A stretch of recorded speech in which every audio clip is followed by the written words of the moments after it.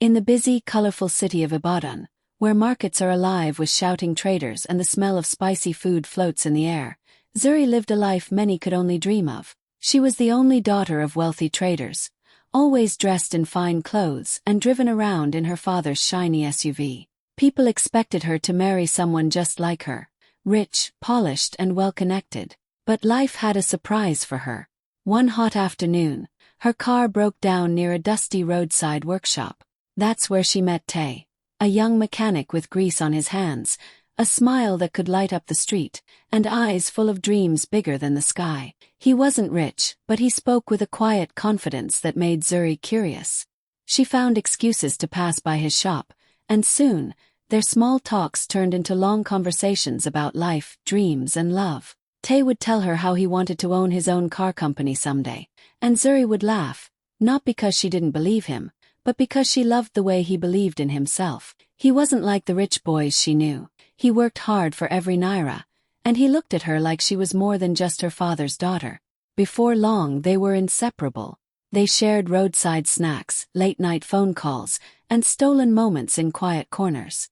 But deep down, Zuri knew, if her parents ever found out, their love would face a storm neither of them could imagine. The day everything changed started with a single phone call. Zuri had just come home from visiting Tay when her mother's voice cut through the air like a sharp knife. "Zuri, come to the living room. Now." Her father was sitting there too, his face hard and cold. On the table lay her phone, unlocked, with pictures of her and Tay smiling, holding hands. Her mother's voice shook, not with sadness but with anger. "So it's true. You're seeing that mechanic." Zuri's heart pounded. She tried to explain, to tell them how kind Tay was, how hard he worked, how he treated her like she was the only woman in the world. But her father slammed his hand on the armrest. "We didn't raise you to throw your life away. You will end this nonsense today." When she refused, his words became sharper. "You have two choices, Zuri. Leave him and stay in this house, or walk out of here with nothing. No money, no support, no family." The silence after those words was heavy. Zuri looked at her parents, the people who had given her everything, and then thought about Tay, who had given her nothing but love, respect, and belief in her. Her voice trembled but stayed steady enough to be heard. "I choose him." Her mother gasped like she'd been slapped. Her father stood up, his face red with rage. "Then you are no longer my daughter." Tears burned in her eyes, but she didn't let them fall in front of them. She turned and walked toward her room, her heart breaking and swelling at the same time. She knew the road ahead would be hard. She knew she was giving up comfort for struggle. But she also knew one thing for sure: love like this was worth fighting for, even if the whole world stood against it. The rain that night fell like the sky itself was angry. Thunder rolled through the streets of Ibadan, and the wind howled against the windows. Zuri was in her room, sitting on the edge of her bed, when she heard heavy footsteps in the hallway. Her father appeared at the door, his face like stone. Behind him, her mother stood with folded arms, eyes cold. Without a word, he threw a small bag onto the bed. It was already packed, a few clothes, her phone, and nothing else. "Take your things and leave," he said, his voice low but sharp enough to cut through her heart. Zuri stared at them, hoping for even the smallest sign that they might change their minds. But her mother's lips stayed tight. "You made your choice," she said. "Now live with it."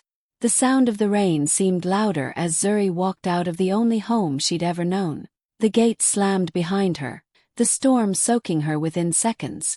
She held the bag close to her chest, her tears mixing with the rain. By the time she reached Tay's workshop, she was shivering. The lights inside were dim, but he came running when he saw her at the door. "Zuri, what happened?" She tried to answer but broke down instead, her voice lost in sobs. He pulled her inside, wrapping a thin blanket around her shoulders. His home was just one small room, a bed pushed against the wall, a wooden table, and a little stove in the corner. It was nothing like the big house she had just left, but there was warmth here, the kind that didn't come from money. As the storm raged outside, Tay made her a cup of hot tea and sat beside her. "We'll be okay," he said softly. "I don't have much, but what I have I'll share with you." Zuri looked around the tiny space and felt something strange, Not regret, but determination. This wasn't the life she had planned, but it was the life she had chosen. And no matter how hard it got, she knew she would fight for it. The first year was the hardest. Tae's small mechanic jobs barely covered rent for their one-room home, and some months, they had to choose between paying the light bill or buying enough food. Zuri, who had grown up eating 3 rich meals a day, now learned what it meant to go to bed hungry. Some days they shared nothing but bread and water, pretending it was enough. Still, Tae never complained. Every morning before sunrise, he was up, washing his face in cold water, grabbing his tools and heading out to the workshop. He fixed cars under the burning sun and in the pouring rain, his hands cracked and calloused from work. When there were no customers, he didn't sit idle. He read old car manuals, watched tutorials on borrowed phones, and asked other mechanics to teach him new skills. Zuri also found small ways to help. She sold homemade snacks to nearby workers, mended clothes for neighbors, and learned to stretch every single naira. Even when they were tired and broke, they would sit together at night, sharing their dreams like they were planning for a life that already existed. There were moments when it felt like the world was against them, when a big repair job went unpaid, when the landlord threatened eviction, or when sickness made it impossible for Tae to work for days. But each time he would look at Zuri and say, "We're not stopping. One day we'll have more than this." Slowly he started saving, a few coins here, a small bill there. He refused to spend on anything unnecessary, patching his old shoes instead of buying new ones, eating less so Zuri could have more. Every bit of money saved felt like a brick in the foundation of their future. It wasn't an easy life. It wasn't the kind of love story people see in movies with instant happy endings. But in those years of hardship, they built something stronger than wealth. They built grit, trust, and the belief that they were in this together no matter how long it took to win. One morning, while fixing a car on the roadside, Tae met Mr. Olyamide, a retired businessman known around Ibadan for his sharp mind and generous heart. Mr. Olyamide stopped to watch Tae work, impressed by how focused and skilled he was, even with limited tools. After the repair, Mr. Olyamide approached Tae. "You have talent, young man," he said kindly. "But talent alone isn't enough. You need guidance and a chance to grow." Tae looked surprised but hopeful. They talked for hours, and Mr. Olyamide learned about Tae's dreams, to one day own a business that would change his life and others like him. Over the next few weeks, Mr. Olyamide became more than just a visitor. He mentored Tae, teaching him about running a business, managing money, and dealing with customers. He helped Tae create a simple plan for starting small but thinking big. Then came the biggest surprise. A small investment. Mr. Olyamide handed Tae a sum of money, enough to rent a better workshop and buy some essential tools. "This is your chance," he said. "Make it count." Zuri was overjoyed. She saw the spark in Tae's eyes, a light that had been hidden under years of struggle. They worked day and night, cleaning the new workshop, fixing cars, and slowly building a reputation for honesty and quality work. The beginning wasn't easy. The money was tight, and every naira was precious. But with Mr. Olyamide's advice and their hard work, business started to grow. Customers came back, telling friends about the mechanic who cared more about their cars than just making quick money. For the first time in years, hope felt real. Tae's dream wasn't just a faraway wish.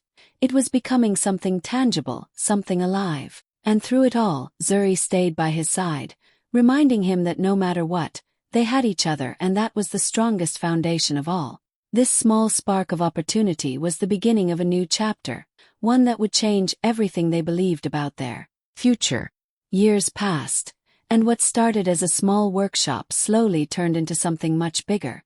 Tae worked harder than ever, learning every part of the car business, not just fixing vehicles but also buying and selling them. He saw opportunities beyond Ibadan, dreaming of connecting Nigeria to the wider world. With the money they saved and the profits from their growing customers, Tae took bold steps. He began importing cars from other countries, finding the best deals and bringing quality vehicles to West Africa. It wasn't easy. There were times when shipments got delayed or deals fell through. Sometimes competitors tried to push him out, but Tae never gave up. Every challenge made him stronger and more determined. Zuri was his biggest supporter. From managing the office to helping with customer service, She was involved in every part of the business. She remembered the days they had nothing, and now she stood proudly beside Tay, wearing the same smile that never left his face.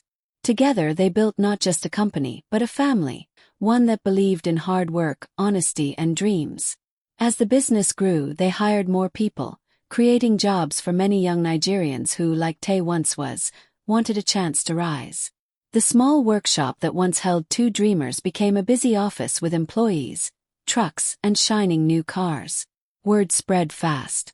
Soon, their company was known across West Africa as one of the biggest and most trusted automobile import-export firms. Tay was invited to conferences, and his advice was sought by others. But even with all the success, he never forgot where he came from: the rainy nights, the empty plates, the hands that worked so hard. Through every step of the journey, Zuri and Tay stayed united, their love growing stronger with each victory and every struggle. They had beaten the odds, proving that with faith, hard work, and love, even the smallest spark can grow into a blazing fire that lights up the whole world. One quiet afternoon, Zuri was sorting through the mail when she spotted a thick envelope with her family's elegant crests stamped on the front. Her heart skipped a beat. She recognized the handwriting. It was from her parents. She hesitated for a moment, then carefully opened it. Inside was an invitation to a prestigious charity gala in Lagos. The letter was polite, almost formal, but the message was clear. Her parents wanted her and Tay to attend. The gala was a big event, full of the city's richest and most powerful people. Zuri's hands trembled as she read the words again, wondering why they would reach out after all these years. She showed the letter to Tay, who looked surprised but smiled softly. "Maybe they want to see us," he said quietly. "Maybe they've heard about the business." Zuri wasn't sure what to feel. Part of her wanted to refuse. After everything, could she really walk back into their world? But another part of her felt curious, even hopeful. This invitation was unexpected, like a door that had been slammed shut all those years ago was now slightly open. They talked late into the night about what to do. Zuri worried about how her parents would react when they saw who Tay had become. Would they be proud, or would old wounds still hurt too much? Tay held her hand and said, "No matter what happens, we'll go together. This is our chance to show them how far we've come." As the days passed, the invitation felt heavier and heavier in Zuri's mind. She remembered the nights she cried, the harsh words, the stormy goodbye. But she also remembered the years of struggle, the tiny victories, and the love that never gave up. For the first time since being thrown out, Zuri felt something new, a chance for closure, maybe even forgiveness. She wasn't sure what the gala would bring, but one thing was certain: they would face it side by side, strong and unshaken. The past was behind them, and now a new chapter was waiting to begin. The night of the gala arrived with sparkling lights and music filling the grand hall in Lagos. Zuri and Tay pulled up in a convoy of sleek, black luxury cars, shining under the city lights like stars. The engines purred softly as they stepped out, dressed in elegant designer outfits that caught the eyes of everyone around. Zuri's dress shimmered with every step she took, and Tay looked sharp in a tailored suit that spoke of success and confidence. They moved together, calm but proud, like they owned the night. People began to notice. Whispers floated through the crowd as heads turned and eyes widened. "Isn't that Tay, the mechanic who became the CEO?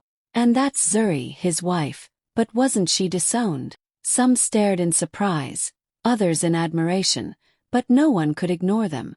Cameras flashed, and subtle nods of respect were shared among guests who now saw the couple in a new light. They weren't just the poor boy and rich girl story anymore.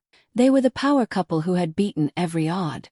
Zuri felt her heart race, not from nerves but from the thrill of walking into a room that once felt like a fortress closing in on her. Tay squeezed her hand gently, a silent reminder that they had come a long way together. As they entered the hall, the soft hum of conversation grew louder, full of excitement and curiosity. People approached with congratulations, some with questions, others with genuine smiles. Zuri noticed her parents standing in the crowd, their faces a mix of shock and something she couldn't quite read: pride? Regret? Despite everything, Zuri held her head high. This was their moment, their victory after years of struggle. The grand entrance wasn't just about the fancy cars or the designer clothes. It was about proving that love, hard work, and faith could rewrite any story. And as the night stretched on, Zuri and Tay knew this was only the beginning of showing the world what they were truly made of. The moment Zuri's parents laid eyes on Tay, their breath caught. The man they once looked down on, the mechanic they thought was unworthy of their daughter, now stood before them as a confident, successful CEO. He wore his success quietly but clearly, in his calm smile, his sharp suit, and the respect he commanded from everyone around. Their guests, who had gathered around, quickly noticed the tension.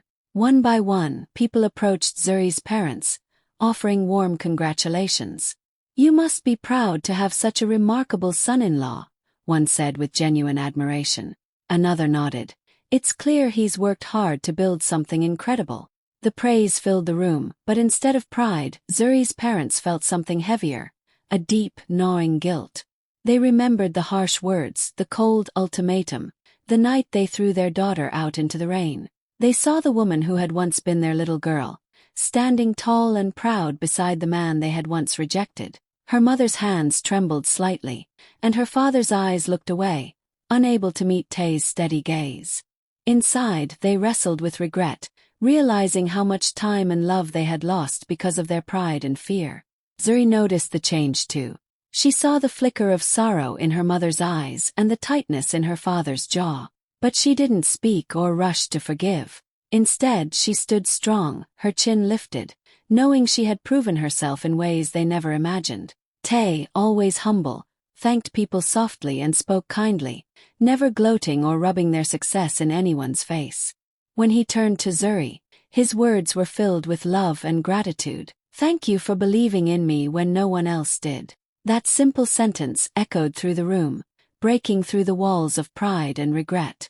Zuri's parents understood then what truly mattered, that love and belief had built a life far richer than money or status ever could. In that moment of recognition, old wounds began to heal, and the past's heavy shadows started to fade. It was a quiet victory, one that spoke louder than any applause. As the gala continued, Tay was invited to say a few words. Standing in front of the crowd, he spoke softly but with clear confidence. "I want to thank my wife, Zuri. She believed in me when no one else did. When we had nothing, she stood by me, and that made all the difference." The room grew quiet, everyone listening to the humble man who had risen from nothing to success. His words weren't about wealth or power. They were about love and faith. Zuri felt tears prick her eyes as she looked at Tay, the man who had never stopped fighting for their dreams. Her parents watched in silence, their faces softening. They saw the truth in Tay's words, and for the first time, they understood what their pride had cost them. Years without their daughter's love, years lost to fear and stubbornness. Zuri didn't need their apology or their acceptance that night. What mattered was that she had made her own path, one built on love and hard work. She walked through the gala with her head held high, knowing the tables had turned. The little girl who was once thrown out with nothing was now standing tall among the city's elite, not because of her family's name, but because of what she and Tay had built together. This victory was sweeter than any money or title. It was a victory of heart, courage, and hope, proof that true success comes from believing in each other, no matter what the world says. And as they left the gala that night, Zuri and Tay knew their story was just beginning. They had won more than success. They had won back their dignity, their love, and their future.